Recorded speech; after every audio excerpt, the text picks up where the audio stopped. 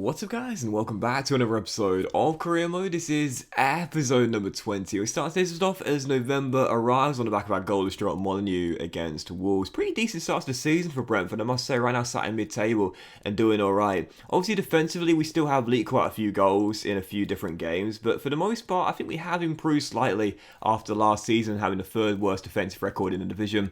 And of course when going forward as well, so much better this season. I think changing the half length has helped a lot, as has of course the new signing of Roberto, the goal machine, Gutierrez. Still, starting November off, as you can see, we had no scouting update and academy update as well. We haven't put any players in our academy yet from the first batch of scouting this season. And I have to be honest, I really do feel you see our fixtures for November here. The Red Devils, the Foxes away, the Toffees at home, and Aston Villa at Villa Park as well. I have to say, he's got the top scorer charts here. I did say I'll get around to this eventually. Lukaku, 12 goals in 9 games. Roberto, give Lukaku your nickname right now, because he definitely deserves it. The Belgians on fire this season. I really do feel as though, when you search for a player type when you're youth scouting, it does seem to give you a lower quality of player.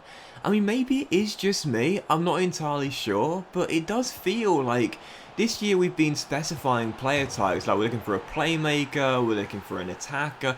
It does feel as though the calibre of players we're currently getting back aren't exactly the best at the moment, and that's why, as I mentioned before, you guys have noticed it, when I do send my scouts out, more often than not, I'll just ask my scouts to look for any player whatsoever. The primary reason I do that is because I really don't mind what type of player I get. I'm only interested in their potential and also their starting overall as well. Look, if their position is in a position where we've got an abundance of players, then so be it. But I just feel as though when you do specify a player type, you get a lower quality of player coming back in your scout report. It certainly seems to be that case for me, and it seems to start off that way this year as well. Still for the first game of November, first game here in the month, taking on the Red Devils, Manchester United. Yet to taste success against them in this series so far. So we faced them in the EFL Cup quarter-final last year. We're very close to getting through as well. Sadly, they completed a turnaround through Cristiano Ronaldo. It was Bruno Fernandes who gave them the lead in this game. It was quite an action-packed first start as well. Loads and loads of chances for both teams. And I was standing up pretty well to the Red Devils. I mentioned before, like in this day, we have had some absolute hammerings. I think about games against Chelsea at Stamford Bridge, away at the Etihad this season against Man City. There's been quite a few games where we've been hammered by the big teams, but others where we stood up to them quite well. We almost drew this game as well. If I'm being honest here, we probably should have done too. You'll see the stats at full time. Our XG was only slightly lower than the Red Devils. They got the only goal of the game in the first 10 minutes. I think we should have drew this game here. Axel Tuanzebe almost levelled right towards the end. That would have been amazing had our new signing from the Red Devils got ourselves the equaliser against this former team. Wasn't to be, headed wide, and that was how the game would finish. So yeah, 1-0 loss there. Back-to-back games without a goal. And again, I certainly have improved in front of goal this season. There's no doubt about it. But then there are certain games like that one where I just don't take the chances, and it's so frustrating. I do feel like scoring goals in this FIFA is a lot more difficult, and yes, don't get me wrong, I do understand since I've changed the half length to 6 minutes, we have had a better ratio in terms of goals to games, but it is still quite difficult to put the ball in the back of the net. Still for the following game, aiming to get to winning ways here against the Foxes. Brendan Rodgers, Leicester away from home. Had the first chance of the game. Ivan Toney denied from range, and then 25 minutes in. Wow. This guy's made a good start to life at Brentford. I've got to say, picking him up from the Red Devils, he's been a bit of a bargain buy so far. He's really helped us defend better, but Axel Tuanzebe absolutely done in by Jared Bowen there, and my reaction on the sideline said it all. Nutmegged and then takes him down without getting the ball whatsoever. So clear penalty. We've seen some very debatable penalty decisions in FIFA 22 so far. That one was about as clear-cut as it gets. Yuri Tielemans stands up to take it, and that right there is an ultimate penalty. That is an AI on ultimate penalty. Yes, David Raya goes the wrong way, but he could have gone the right way, and we could have had McCarthy in goal as well as Raya for that penalty there. We're not stopping that. Top bins and then some. Fox is in front, courtesy of the Belgian from the spot. He then doubled the lead 3 minutes after the restart as well, gets the ball out his feet and then bangs it into the top corner. I know I sound like a broken record, I know I say it quite often, but I really am hoping that the EA do tone down long shots in their next patch. They're just way too accurate, but great strike regardless. The Foxes 2-0 up and then soon afterwards 2-0 down. You know those moments where you kind of just capitulate a little bit and you just seem to lose your discipline? Happens to me quite often in FIFA. I don't know why as well, like, you know, 2-0 down is not like the end of the world. Many teams have come back from 2-0 down to claim points as well as victories as well. But for me, for some reason, when I see myself going down by multiple goals, I'm like, okay, it's over, game's done. And yeah, TD Man scores his third of the game. Let's get a hat-trick 55 minutes in as we were getting torn apart by the Belgians. So yeah, 3-0 Leicester. I kept trying though, I kept pushing, looking for chances to get back in the game and possibly, at least if nothing else, get ourselves a consolation goal with 17 minutes to go. Goodness gracious me, we get it. Now, I've talked about goalkeepers a lot in this year's FIFA. They are so inconsistent. Like, sometimes it's Tony just smacks the ball in again.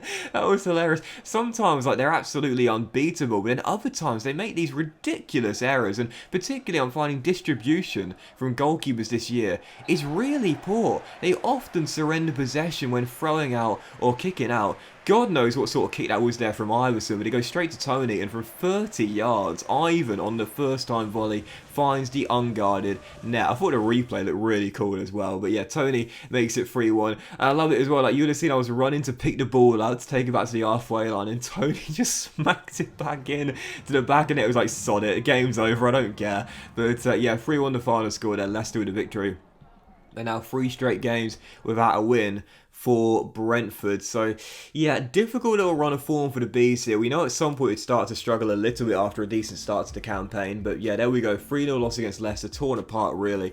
And following that, you would have seen we're going to loan out Balcom to Strasbourg as well, which I'm totally fine with. He's like our third choice goalkeeper, so I'm okay with that. And also, after a disappointing World Cup campaign, the English FA decides to part ways with Gareth Southgate, and they said, Doxy boy, do you want to come in and take the England job? And I was tempted, but I decided to turn it down. I said, sorry guys, committed to Brentford right now. Not going to become next Mike Bassett. No, I'm staying on as Brentford manager. I was definitely contemplating it because in a lot of my old career modes, I would manage a country as well as a club. But for some reason, like, I feel like it's one of those things which I've done it quite a few times now, and I don't really have the same desire to do it anymore. It is quite handy because you can check the overalls of players in the national pool, so it can reveal a player's overall and their full range of statistics, meaning you don't need to scout the players. So it can be handy in that regard alone. But I don't know what it is, but from now on, like international management, I feel like I've sort of like done it, if you will, and I don't have the same desire to do it anymore. I'd rather focus 100% of my time on club football. But still, for the following game, Everton at home, massive game here, really tough run of form for Brentford. Need to get back at least to winning ways, or at least get a draw in this game after back-to-back losses. Fell behind early before levelling through on Yaker, turning in an Ivan Toney rebound, and 34 minutes in. I've talked about how counter-attacks are not as effective as they used to be, but this is one of the best I've done in FIFA 22.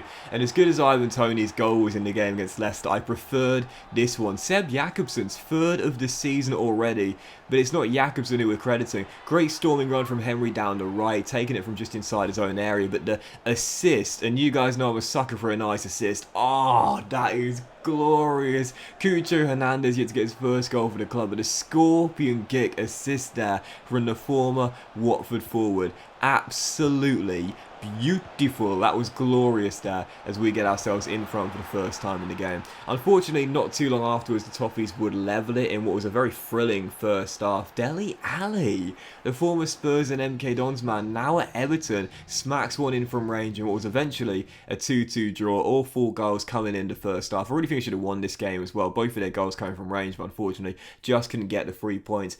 And again, another game without a win. So none in our last 4.